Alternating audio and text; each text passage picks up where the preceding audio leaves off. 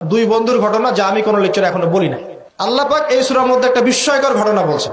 দুই বন্ধুর, কয়জন বন্ধু?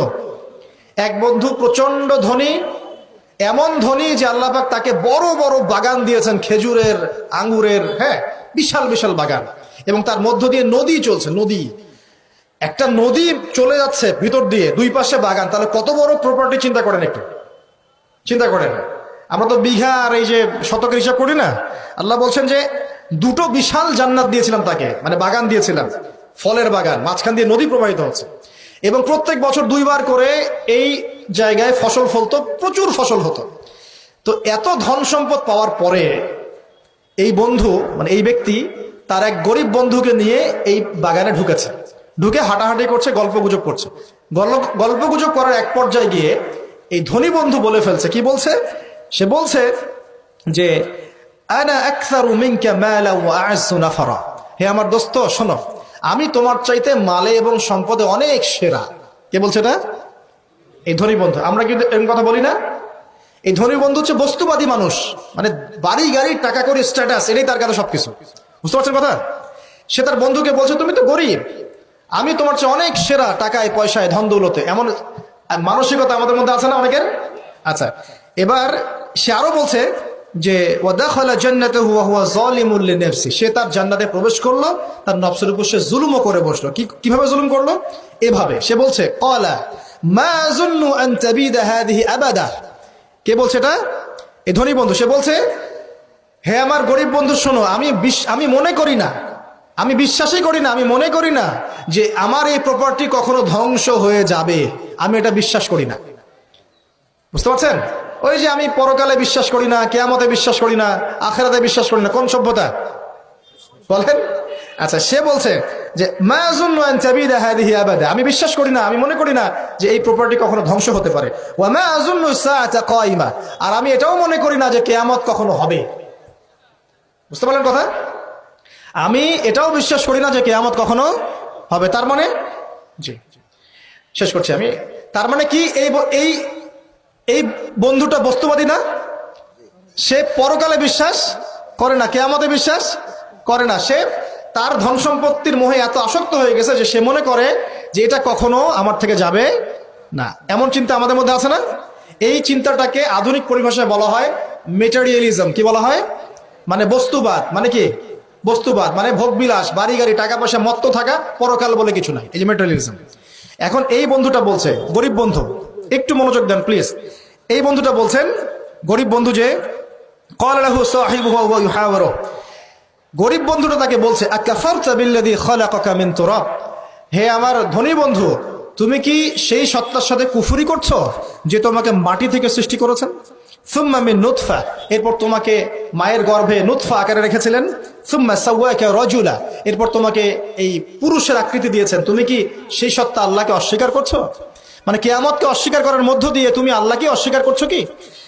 ওয়ালাউলা ইয দাখালতা জান্নাতুক, তুমি যখন তোমার জান্নাতে ঢুকলা, তুমি এটা কেন বললা না যে লা কুওয়াতা ইল্লা বিল্লাহ, মাশাআল্লাহ, লা কুওয়াতা ইল্লা বিল্লাহ, মাশাআল্লাহ, আল্লাহ পাক কি চমৎকার জান্নাত আমাকে দিয়েছেন, লা কুওয়াতা ইল্লা বিল্লাহ, আল্লাহ ছাড়া কোনো শক্তি সামর্থ্য নাই। এমনটা কেন বললে না?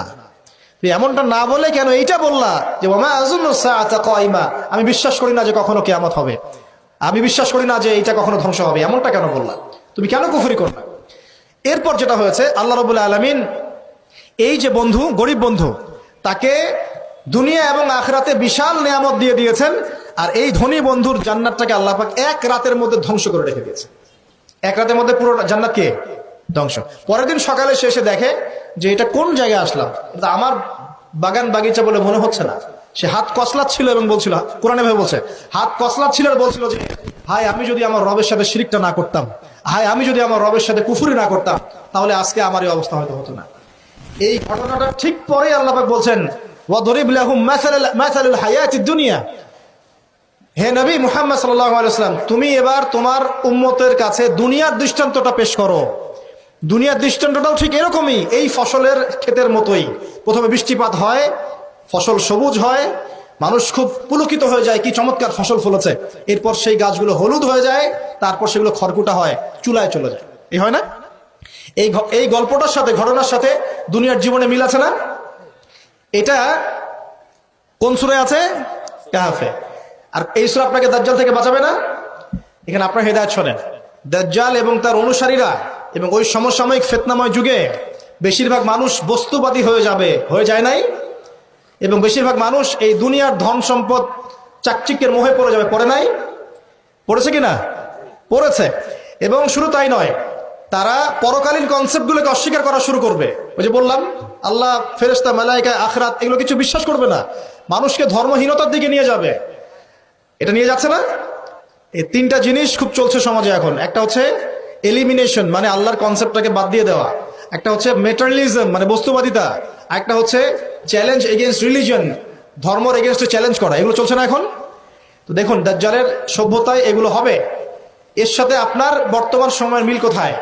মিল হচ্ছে, দেখুন, এই বিউটি কন্টেস্ট বলেন, আপনার ওয়ার্ল্ড কাপ বলেন, আপনার এই ইভেন্টসগুলো বলেন, ফ্যাশন শোজগুলোর কথাই বলেন, অপসংস্কৃতির কথাই বলেন, পর্নোগ্রাফির কথাই বলেন, এই মাদকের ভয়াল খাবার কথা বলেন, যে কোনো দিকে তাকান, এগুলোর প্রত্যেকটার উদ্দেশ্য দুনিয়া নয় কি? শুধু দুনিয়া না, পরকালীন কোনো স্বার্থ আছে? এগুলো করে পরকালে একটা নেকি হবে, কেউ দলিল দিতে পারবে কোরআন সুন্নাহ থেকে? তার মানে এই সমাজটা, এই সভ্যতা কি করেছে? দাজ্জালীয় আদলে পুরো সভ্যতাকে গড়েছে এবং বস্তুবাদিতার দিকে মানুষকে প্রবৃদ্ধ করেছে। শুধু তাই নয়, যেগুলোর পরকালীন কোনো স্বার্থ নাই এই কাজগুলোকে প্রমোট করেছে এবং যুব সমাজ, মুসলিমদেরকে স্পেশালি এগুলোতে মত্ত করে রেখেছে, রাখে নাই? আল্লাহ পাক এখন বলছেন, জেনে রাখো, তোমরা জেনে রাখো, ইন্নামাল হায়াতুদ দুনিয়া লাইবুন ওয়া লাহুন, এই দুনিয়ার জীবনটাই খেলতামাশা, প্রতারণা, ওয়া যিনাতুন ওয়া তাফাখুরুন বাইনাকুম ওয়া তাকাসুর, একে অপরের প্রাচুর্য, ধন সম্পদের প্রতিযোগিতা ছাড়া কিছু না। ওয়া মাল হায়াতুদ দুনিয়া ইল্লা মাতাউল গুরুর, এই দুনিয়ার জীবনটা প্রতারণা ছাড়া কিছু নয়। আল হাকুমুত তাকাসুর হাত্তা যুরতুমুল মাকাবির, তোমরা প্রাচুর্যের মোহে মোহাচ্ছন্ন হয়ে আছো যতক্ষণ পর্যন্ত না তোমরা কবরে শায়িত হচ্ছ। কাল্লা সাউফা তা'লামুন, অবশ্যই তোমরা জানতে পারবে, কোশ্চিন কালেও নয়, অবশ্যই তোমরা জানতে পারবে। কাল্লা লা তুসআলুনা ইয়াওমাইযিন আনিন নাঈম, তোমাদেরকে কিয়ামতের দিনে নিয়ামতগুলো সম্পর্কে জিজ্ঞাসিত হতে হবে। সূরা কাহফেই এই হেদায়েতটা আছে। এই দুই বন্ধুর ঘটনা আপনাকে দেখাবে কিভাবে বস্তুবাদী সভ্যতা এবং আল্লাহ ভীরু সভ্যতার কনফ্লিক্ট হয়। সর্বশেষে আল্লাহর অনুগত সভ্যতার জয় হয়েছে, বস্তুবাদী সভ্যতাকে আল্লাহ পাক ধ্বংস করে দিয়েছেন না? দিয়েছেন। এবং এই ঘটনার পরেই দুনিয়ার জীবনের দৃষ্টান্ত দেওয়া হয়েছে, যে দুনিয়ার জীবনটাকে আল্লাহ পাক বলেছেন খেলতামাশা, প্রতারণা ছাড়া কিছুই নয়।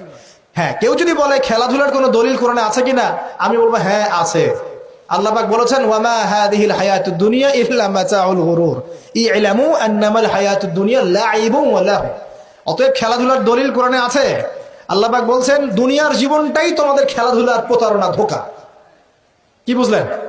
এই দুনিয়ার জীবনটাই হচ্ছে খেলাধুলা, প্রতারণা, মোহ এবং ধোঁকা, এবং তোমাদের পারস্পরিক চাকচিক্যের প্রতিযোগিতা ছাড়া কিচ্ছু নয়। এখন এই সব তাকাবেন চোখ কান খোলা রেখে, যে যত রকম ফাহেসা কাজগুলো মিডিয়া দিয়ে প্রমোট করা হচ্ছে, এগুলোর মূল উদ্দেশ্য হচ্ছে দুনিয়া, এবং মুসলিম যুবকদেরকে এবং উম্মাকে তাদের মূল উদ্দেশ্য থেকে সরিয়ে দেওয়ার চেষ্টা করা। আমাদের মূল উদ্দেশ্য কি?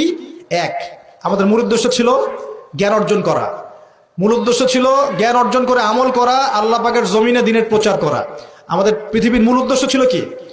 পারিবারিক আদর্শ ঠিক করা, সন্তানদেরকে মানুষ করা, সমাজের কাঠামো ঠিক করা, হালাল খাওয়া, দ্বীনের দাওয়াতি কাজ করা, আল্লাহর জমিনে দ্বীনটাকে প্রচার করা, প্রসার করা, প্রতিষ্ঠার চেষ্টা করা। এগুলো আমাদের মূল উদ্দেশ্য ছিল।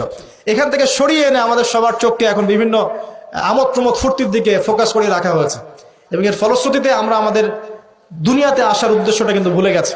প্রিয় ভাইয়েরা, সতর্ক থাকবেন, যে বিষয়টা যতটুকু লিমিট আছে এই লিমিট ক্রস করতে যাবেন। যতটুকু করা জায়েজ আছে এতটুকু করবেন, যেগুলোতে জায়েজ নাই সেগুলো যায় না। আল্লাহ রাব্বুল আলামিন আপনাদের সবাইকে ইসলামের বেসিক বিষয়গুলোর উপর টিকে থাকার তৌফিক দান করুন, এবং যাদেরকে কথা বললাম আমি ইনডাইরেক্টলি, তাদের যে এজেন্ডাগুলো আছে এজেন্ডাগুলো বোঝার তৌফিক দান করুন, এবং এর ভিতর দিয়ে তারা উম্মার যে ক্ষতি করছে এই ক্ষতিগুলো বোঝার তৌফিক আল্লাহ